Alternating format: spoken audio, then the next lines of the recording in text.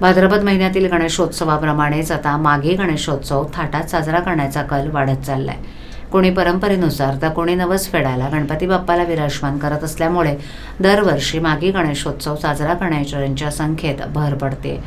यंदाच्या वर्षीही यामध्ये शेकडोंच्या संख्येनं भर पडली असून ठाणेकर यासाठी सज्ज होत आहेत.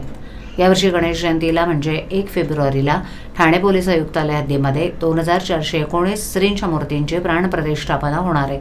त्यामध्ये सर्वाधिक 2261 मूर्तींची स्थापना घरी होणार असून 158 सार्वजनिक मंडळही श्रींच्या स्वागतासाठी सज्ज आहेत. गेल्या वर्षीच्या तुलनेत यावर्षी गणेश मंडळांची संख्या 9 तर घरगुती गणपतींची संख्या 485 वाढली आहे. यावर्षी माघ महिन्याच्या शुक्ल पक्षातील चतुर्थी तिथी शनिवारी 1 फेब्रुवारीला दुपारी 11:38 सुरू होणार असून चतुर्थी तिथी 2 फेब्रुवारीला रात्री 9:14 संपणार आहे. गणपती मूर्तींच्या स्थापनेचा मुहूर्त हा सकाळी 11:38 पासून दुपारी 1:57 असणार आहे. अवघ्या 2 ते 3 तासात श्रींची स्थापना होणार असल्यानं आणि अनेक जण त्याच दिवशी सत्यनारायणही पूजा करणार आहेत. त्यामुळे भटजींपासून देखावा, पूजा अर्चाच्या सामानांची जुळवाजुळव करण्यात चाकरमानी व्यस्त झालेत. विशेष म्हणजे भाद्रपद महिन्यात जसा थाटामाटात श्री गणेशाची पूजा आरास सजवली जाते तसंच भव्य स्वरूप देण्याची तयारी सुरू झाली आहे.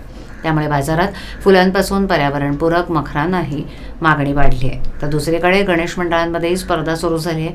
बाप्पाच्या बैठकीसाठी भव्य मंडप महाल ठिकठिकाणी उभारले जात आहेत.